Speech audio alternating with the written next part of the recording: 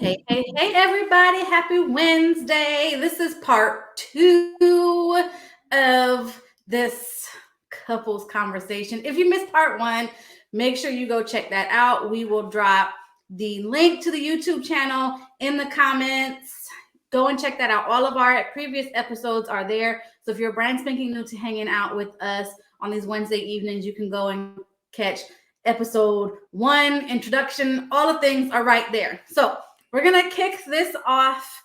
We're going to talk about a lack of support within the Black community, just surrounding support as a whole. And then because all three of us are in the health and wellness space, specifically Young Living, we're going to talk about that. So that is going to be, we've talked about this before, the three of us, about Black people, specifically people of color, not leaning so much into health and wellness, still wanting to rock with the bleach and all that.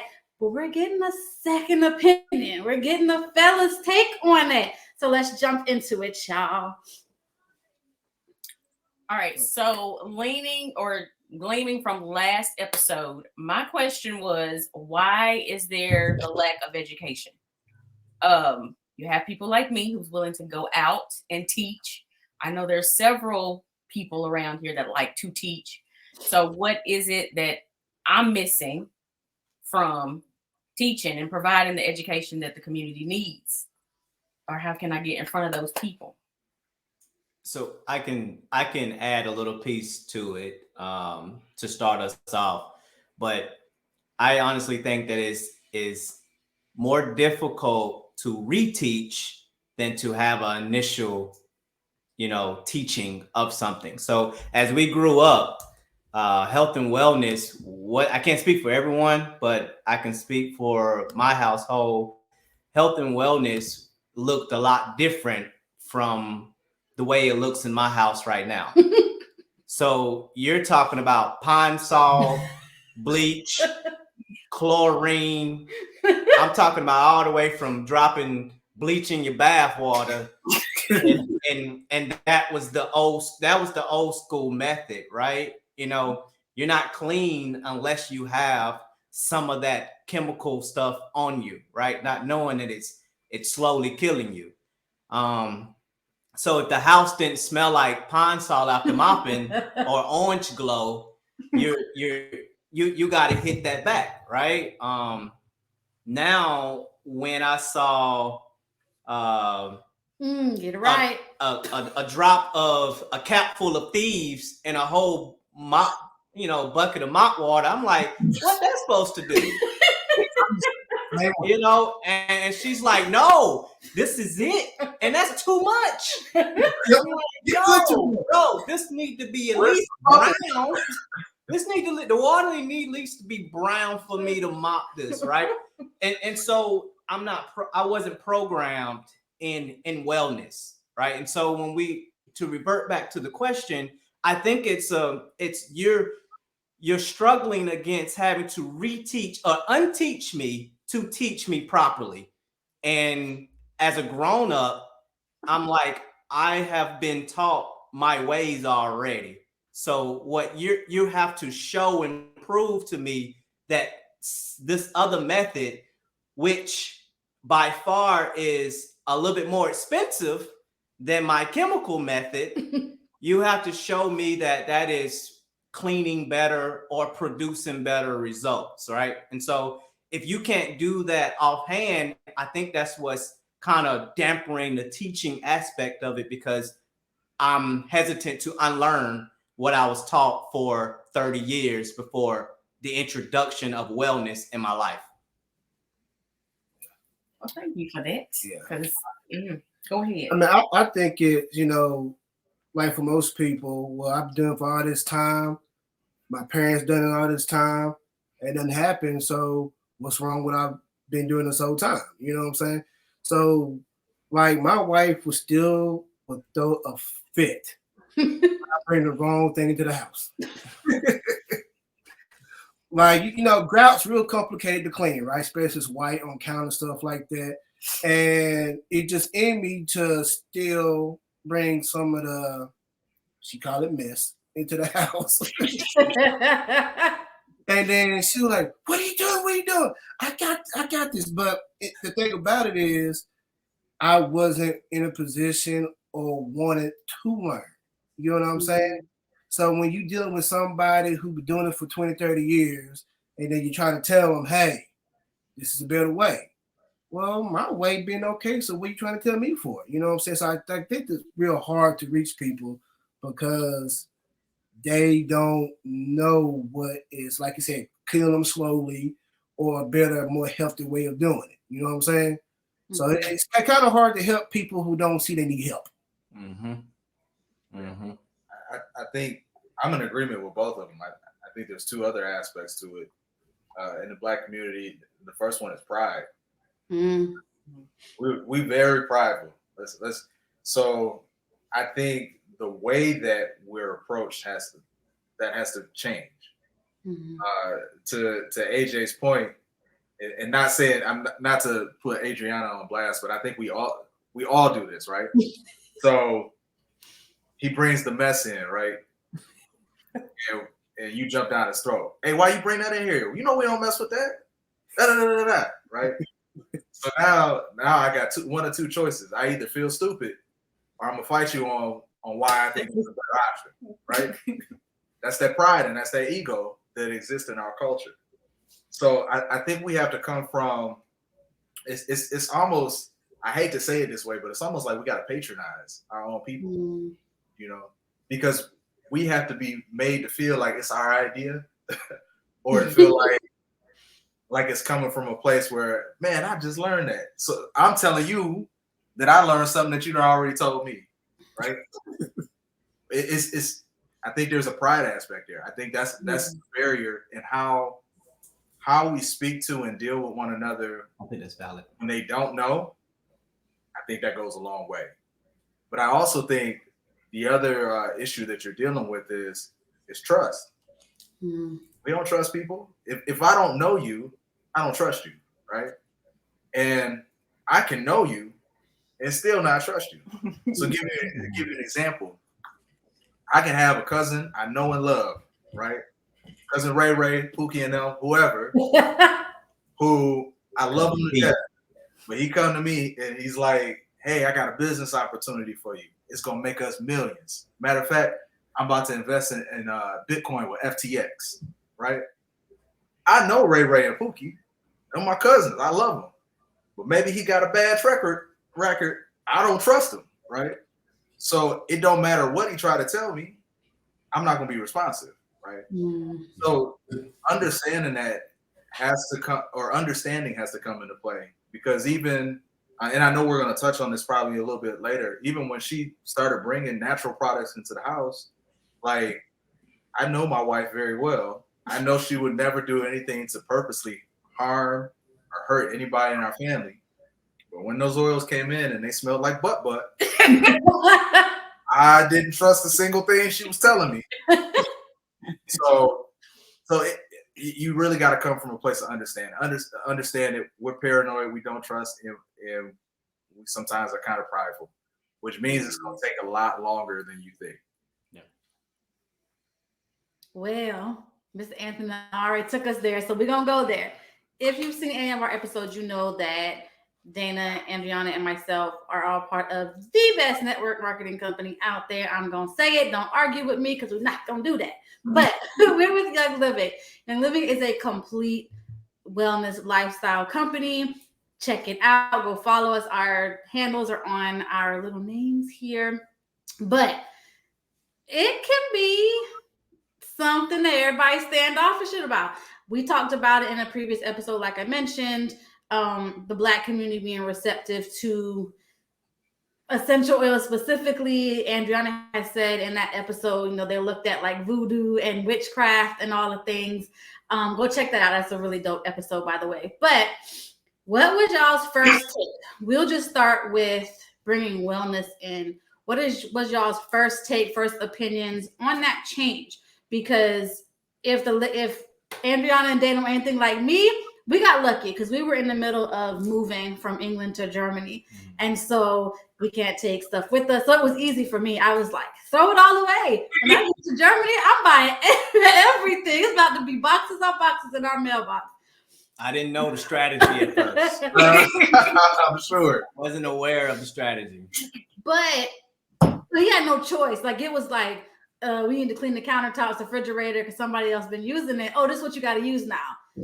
But how was that transition? What were your thoughts and feelings on using them and how it was done? Because I know us ladies can get very like, this is what we're going to do. And it could be aggressive, but we mean well. So how are y'all feeling about that? What were your thoughts and feelings to the switch from what you're used to this whole new clean living, essential oils, plant-based?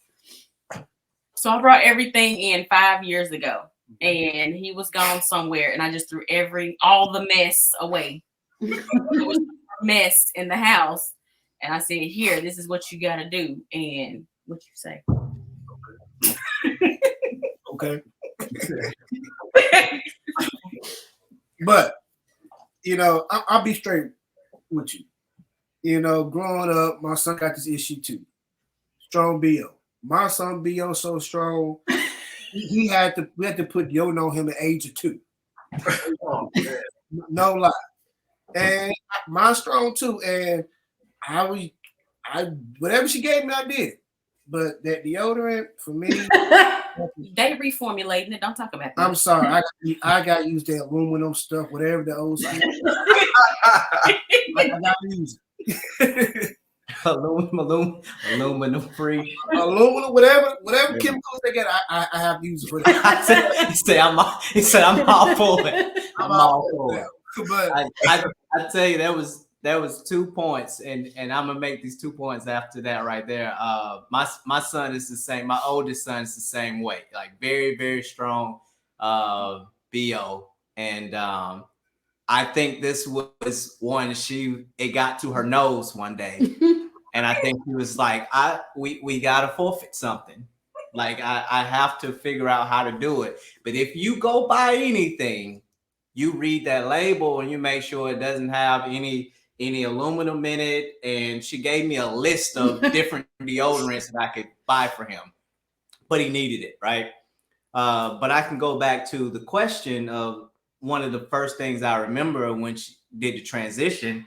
And it was actually but I think it was one of the times we were moving or we was just cleaning. I was looking for oven cleaner. And she got out sprinkling baking soda on the oven. I'm like, what are you doing? Like, where's the spray? Like, give me some spray. Like, I need to clean the oven. And she was sprinkling out. Then she got out lemon drops. And she put just 2 drops on there. I'm like, what? And it revert me back to, what do you do? But again, I was uneducated. Right? I didn't know. Sat on there for a while.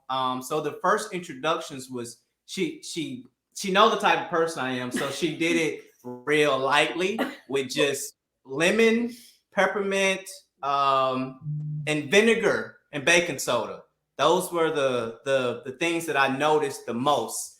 And that was my introduction to it, and it worked. Those things worked. And then there was some stains. And she said, just drop some lemon on that shirt and it'll, get the stains off before you wash it. I'm like, oh, I'm skeptical, but I don't do the laundry, so I'm watching. And then it worked. So I think that's to speak to Anthony's point, the pride kind of washes away when you see that something else works. Yeah. And then when you get the education of how much better it is for you, now you're sold. Yeah. Right. The second thing came actually from an outside perspective. I'm not sure if she'll remember this, but we was out one day and she had on, I think it's called patchouli or something like that. Patchouli, something. It was some chuli, some chulio. It was some stuff like that. But it has a real pungent smell, right? And that smell is not admirable. But someone walked by. It was a lady that walked by. It was a man. Actually, it was a man that walked by, and he was like, "What is that? Patchoulio? And patchouli? Chuli? Is that patchouli?" I definitely don't know the name of it because I was uninterested in the bark smell. It smelled like a tree, like a fresh cut tree, right? And he was real, like he knew the smell just by walking by. And so that was an external contact that I had that was like, oh wow, this guy was talking about how he loves the oil. And so it was an introduction that it wasn't just women who likes to change up household products. This has a small market of the world that really can get embarked upon who understands that changes can happen inside the home from the corporate world into wellness that makes sense. Yeah, I think it's funny because I can't help but laugh at y'all first introduction because I've been there. When he was talking about baking soda and lemon drops and stuff. I think what was funny about like our introduction, and this kind of probably cycles back to the previous question a little bit, is I don't think you were sneaking them in the house, but I think you were sneaking them in the house at first. Well, maybe can I start? Go ahead. Okay. The only reason I'm going to start here is, so one of the things that we talked about in this is like culturally, again, you had to unlearn to relearn things, right? Mm-hmm. So I have a unique experience with Young Living. I actually grew up with Young Living oils. So when I was a child, I was very, very sickly. And my mom actually went to like a holistic doctor or something like that because I had actually overdosed on medicine twice. And so she got to the point, like, I'm frustrated. I got to figure out something else for my baby. We didn't know back then that they were Young Living oils, but I had that baseline of in my cabinet, I already had oils. So even before Young Living, my mentality was, what is the root cause of whatever's happening? Let me try to do what I can naturally first. And then if I have to resort to medicine, then I'll go there. Mm-hmm. Whereas he, before he was in his profession, was in the medical field. No. So to interject, not only that, I mean, I came from, in my family, they had a history of being in the medical field, right? So we took a medication for everything. like, And we cleaned the house. If it didn't suzz up and have bubbles, that's why I was laughing when you used like a cap of thieves. I thought the same thing. I'm like, right. Nothing there, you know? So it's just, we weren't used to it. But then I think too, when she was bringing them in, she was trying to address the needs of our family. But it wasn't until the needs for myself got addressed personally that I was like, there might be something to it. You know, and it was like I remember she would be trying to give me oils. She'd be putting oils in the diffuser. I'm like, that stink. That's I'm like walking over, looking at it like, what's that? Turn it off. Like, and when she would leave, I turn them off. So for a period, I would only diffuse when he was at work, and then I turned off when he came home. So, but I remember we were in Salt Lake City. We have been walking all day. You gotta back up. How did you get to Salt Lake City? I think that's important. That should have been part of part one. But we'll touch on that in a second. Let me give this point. We were walking and my feet were hurting. Like my dogs were killing me by the end of the day. And she was like, "You want me to rub your feet?" So I'm like, "Yeah."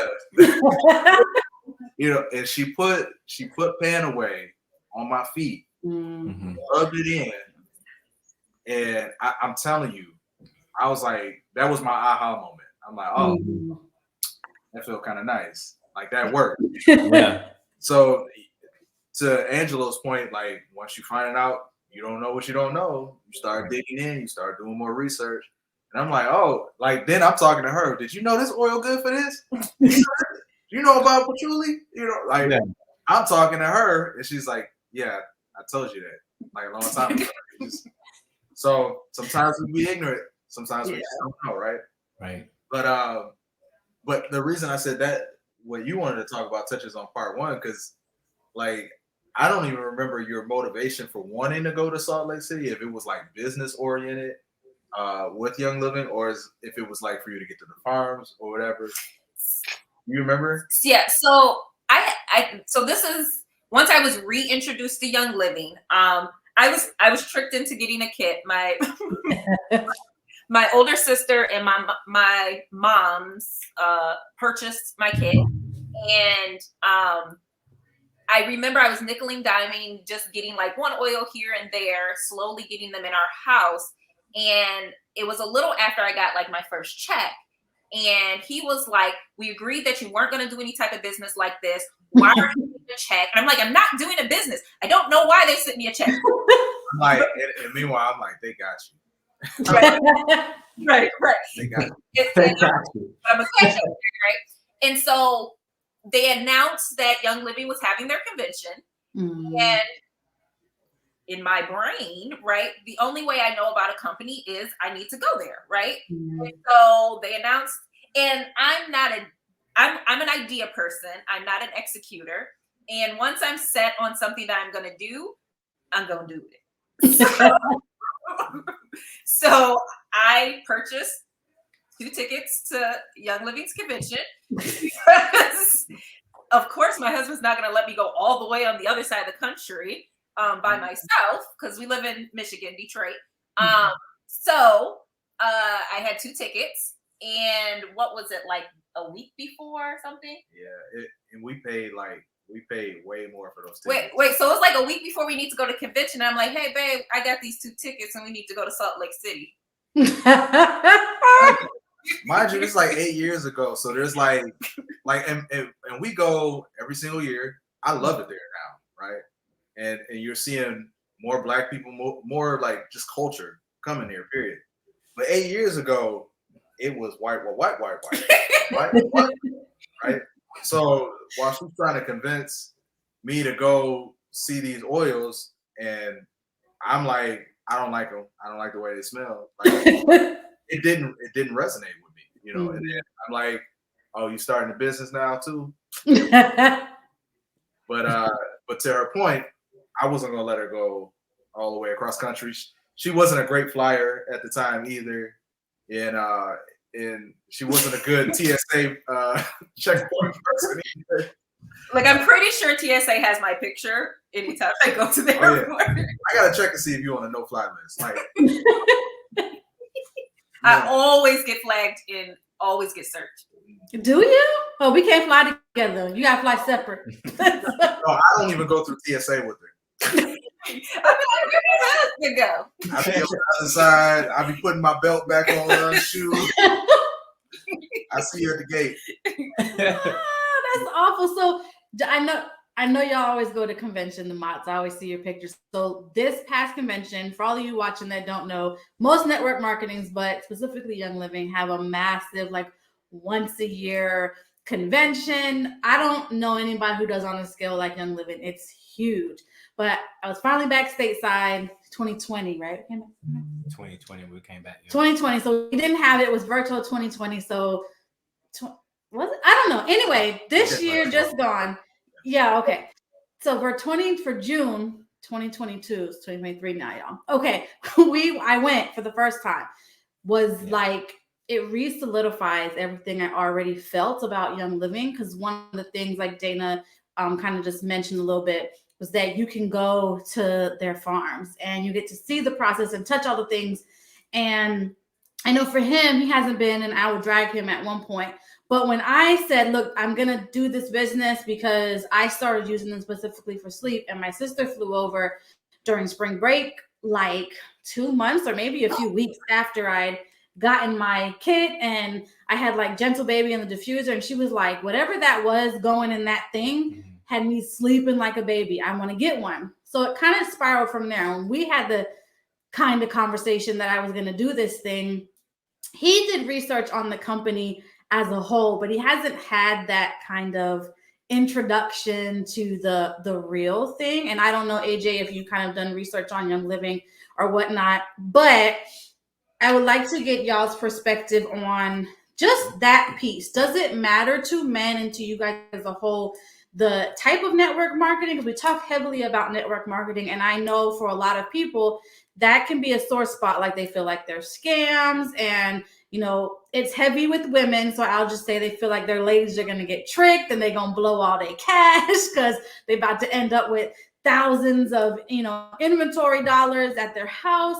So how do y'all feel about this one that we're in, Young Living specifically as a whole? Anthony, you're obviously going to have a different perspective because I know you've been all up and through Young Living as a whole. But what do y'all feel about that? And then, if there were any objections that you had, or any guys out there having objections to it, how can they relay that without it being like this is a hard no? I don't want to overtalk anybody, so y'all go ahead. Okay, I'll put my 2.5 cents in. For me to answer that question, I think it's more upon the reason that you're doing it, or the reason that you're interjecting yourself to it, right? So the way that you brought it to me to maximize the support was, this is business second, right? Mm-hmm. This is my business secondary to our transformation in our life, because it was huge when we had our youngest child and oils was the way forward. It was not going to be the children's Tylenol, the Robitussin, the sliding little Jack Daniels in to go to sleep. It wasn't going to be any of that, right? It was just what she said. The gentle baby, the little green bottle just sitting beside the diffuser as he going to sleep. And this is what he knows. And it actually turned my little one into a little mini connoisseur as well. So he knows what different things look like. When I travel to different countries or whatnot, or different regions, often I'll come back from the elevation. I have like sinus headaches when I come back, right? It's because my body is getting reacclimated to the area. And he would say, "You need migraine, or you want the eucalyptus, and those things is what he's 8 years old. So those things is just reaffirms to me that this is a lifestyle, right? And secondary to that, it's a legacy. Mm-hmm. And so that's how my support grew, and the networking portion of it, when it comes to, is it a scam or is it not? It's more or less of, what benefit are you getting out of it? Because the money is the cherry on top. Mm-hmm. The wellness and the legacy that you're creating is the primary means. Well, my situation is very simple. She was wanting to move forward from change our lifestyle, whatnot. And I wasn't the one who was keeping up with it like she was. So I'm like, okay, baby, do what you got to do. And then as it started happening, then she kept moving on. Then it became more of a business type situation. And then, of course, like you mentioned, I'm like, okay, so we got to start having these meetings and inviting people over. And I don't want any folks in my house, you know what I'm saying? But then it's okay, baby, do what we need to do, And then it got to the point where she started moving. Then she started moving up a little bit. And then got to the point where, she wasn't having to pay for the oils anymore. I was like, oh, okay, I like that. We all got to pay about the money, so okay. And then she started getting a check. I'm like, okay, all right, But that's, when it came to that, like I said, I was kind of skeptical at first, but until you start seeing the fruit, the harvest of it. And then that's when kind of like one of y'all mentioned earlier, once you start seeing it working, that's when you're like, okay, I'm all for it now. Mm-hmm. Yeah. It's so funny that you had mentioned your kids being connoisseurs, because like my 5-year-old, that's all she knows is oils. Mm-hmm. But my middle child, she's 8, and she'll try to help him out. Oh, you need this for this? You want me to do it for you? I can show you how to do it. Well, okay, prime example. Okay, she wasn't feeling feeling well earlier, right? And she been trying to give me a raindrop, right? And then when I get ready to do it, an 8-year-old, and she said, "What you gonna do, Dad? I'll give you Mama a raindrop." Oh, can I do it? Can I do it? I'm like, hey, here you go. All right ahead. But I mean, that's how much of is in our household to where even our children swears by. Even my 12-year-old son, he's all into it.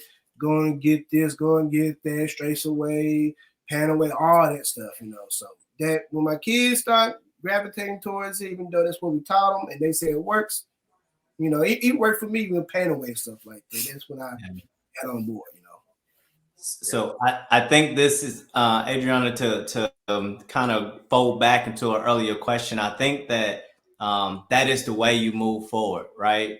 With children, because you're teaching early. And you won't have to go back and unteach to reteach. So you start now, and this community may not be the overall change that you're looking for, but it could be a domino effect that leads into larger, because this is years and years and years and generations of teachings that you're going to have to seek to undo. So it's going to be that much more of the continuous pounding to it, to where our children is going to have to carry that same energy forward. Yeah. And I just have in my mind that I got to be the one to do it. I want to do it.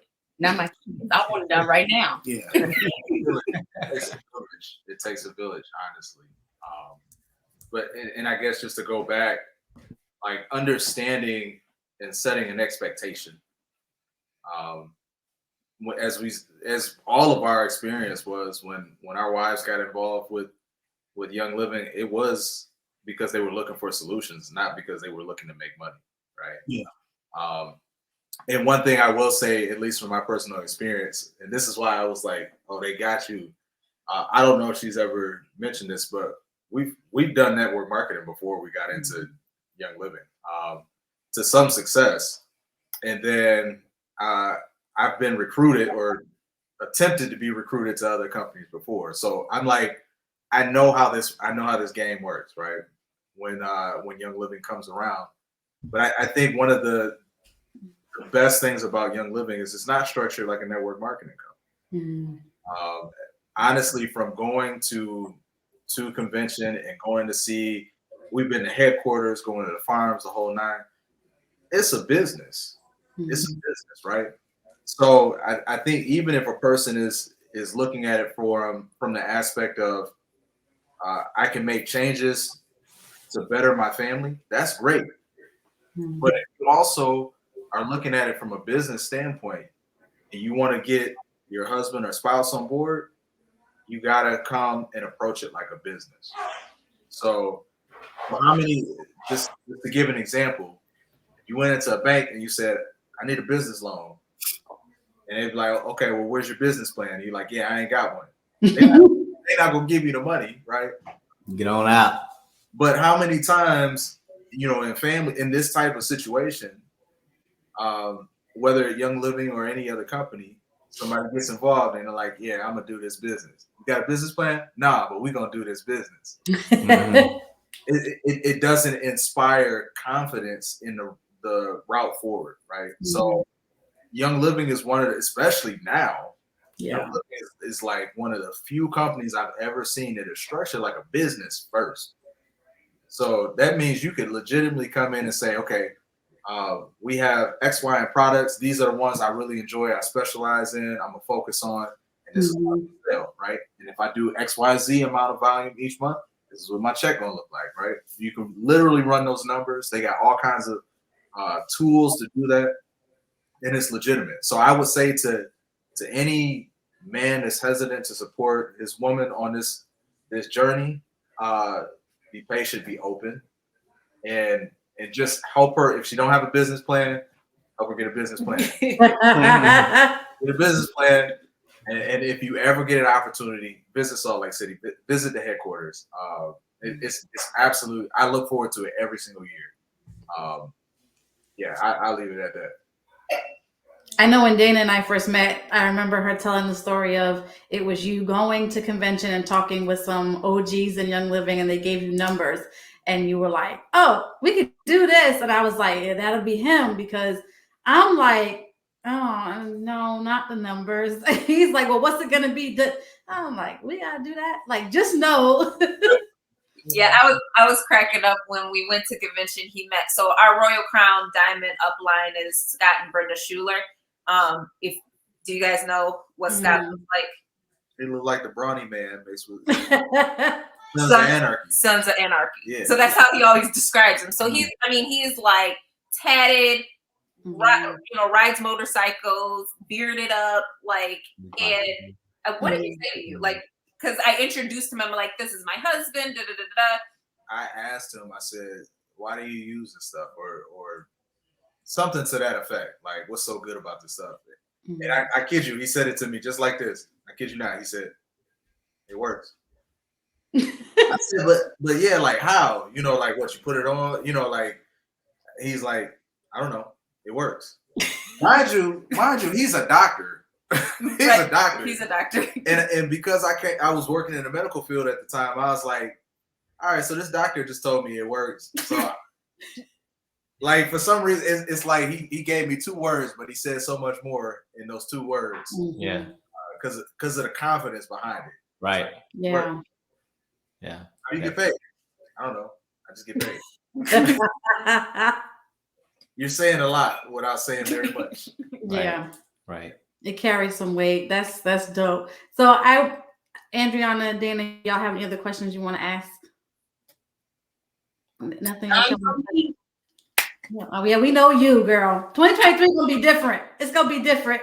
It'll be different. I promise. You need to bring AJ back every time because I think this is the most Andriana done talk. I know. Y'all gonna get off of me. Because as a Dayna was like, Anthony talks more than her, and I was like, we be up in here talking. We be looking at John in the corner like, I'm gonna need you to come on. So you might have to sit in the room every time. It's still live. It's still live, right? Okay, so before we let y'all go, I want to first of all thank all 3 of y'all for coming and hanging out with us. This has been a really, really awesome time, and it's great to have second opinions and different perspectives. But before we let y'all go and we say goodbye, any words of wisdom, advice for any fellas that are watching that came back, their wives dragged them in or girlfriends dragged them in to this part 2 that you would give just surrounding them, not necessarily going into network marketing, but wanting to start a business. Maybe they're feeling in a rut, unsure. Just what advice would you give, words of wisdom that you would give of all these years having to support us that they can leave with and start elevating and supporting each other and growing together?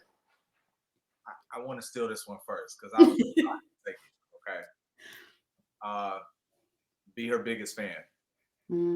Be her number 1 customer and supporter, right? There are a lot of times, and hopefully she don't get mad at me for saying there's a lot of times where she feels unsure about whether she can do this, right? And so in those times, you gotta be willing to reassure, even if, let's say you don't believe it. Let's say you don't believe it.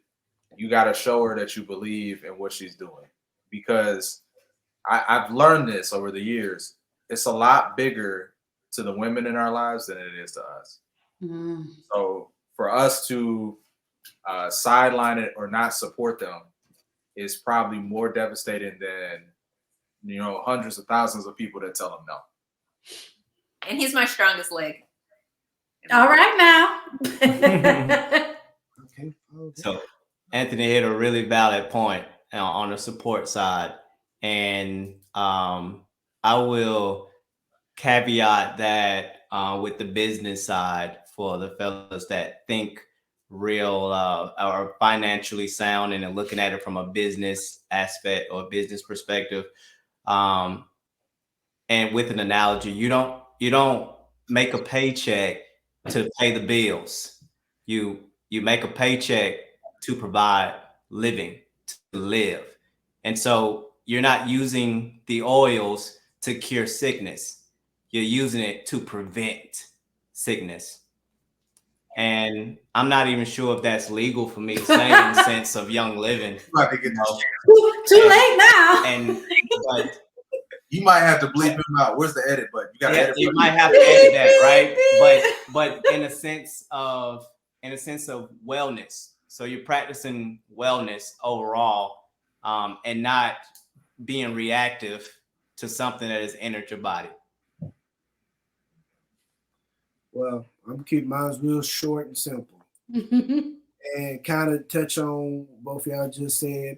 When you said Bear biggest fan, part one, I admit that there's certain aspects that I could do better to help out. It's like I say, it's probably more devastating to hear no's from people than the ones who you trust the most. It's not necessarily where you want to be. She gets on to me all the time, like, Jay, I need you. Jay, I need you. I'm like, yeah, okay, I'll help you out with this. I do a little bit here and there, but the biggest thing is the health aspect, support her in that.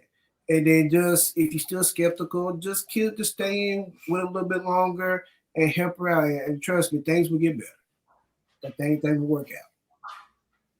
I love it. I love it. We appreciate y'all hanging out with us for this part 2, episode 2 of the new year. Again, thank you, fellas, for coming in and blessing our episode and just giving this second perspective, and also giving those that listen to us and view us. I know it's probably some men like, what are they talking about? Now y'all got the men's perspective, so y'all can stop it. All right, y'all. We will be back next Wednesday for some more realness. Every Wednesday, 6 p.m. Eastern Standard Time, 5 Central, and we'll see y'all next week. Bye, y'all. Take care.